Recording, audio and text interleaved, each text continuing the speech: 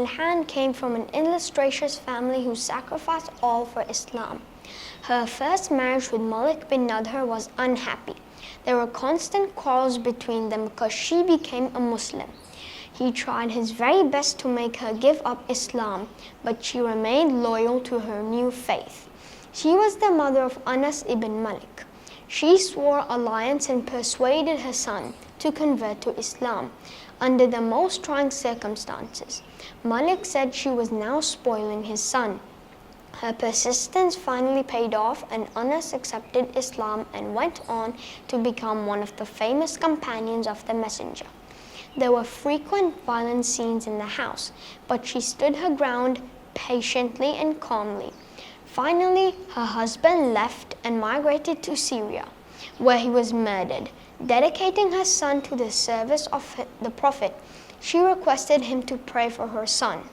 The Prophet then prayed for Anas for an increase in knowledge and riches, and Allah answered his prayers in an ample measure. Anas lived to the age of 100 and had 80 children. He had a magnificent place in Basra and huge, beautiful gardens. A young man called Abu Talha, who was the leader of his tribe, not yet converted to Islam.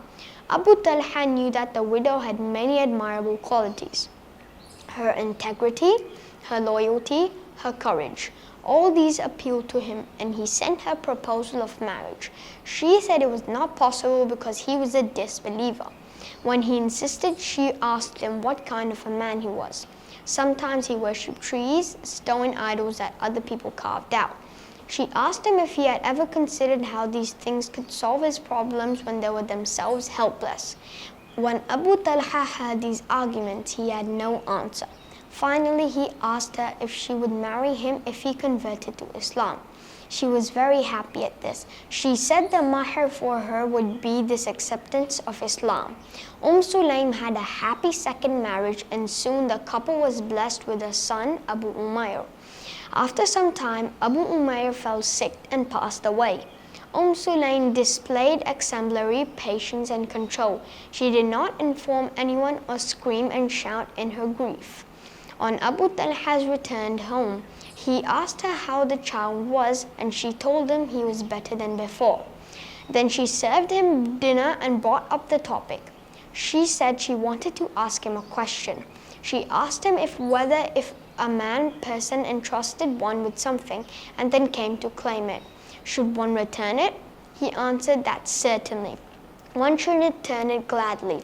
Then she took him to the room where the son was lying. She removed the sheet from his face and said in a trembling voice that Allah had taken back the son he had entrusted to their care.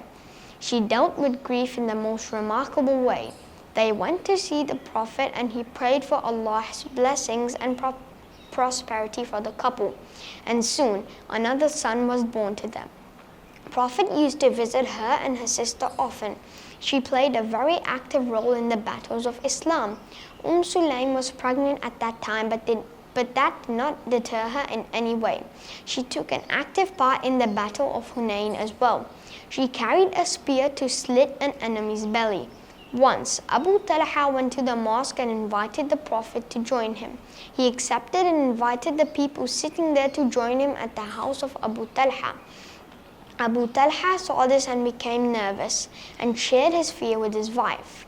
She smiled and told him not to worry. They would just put out all the food they had in the house.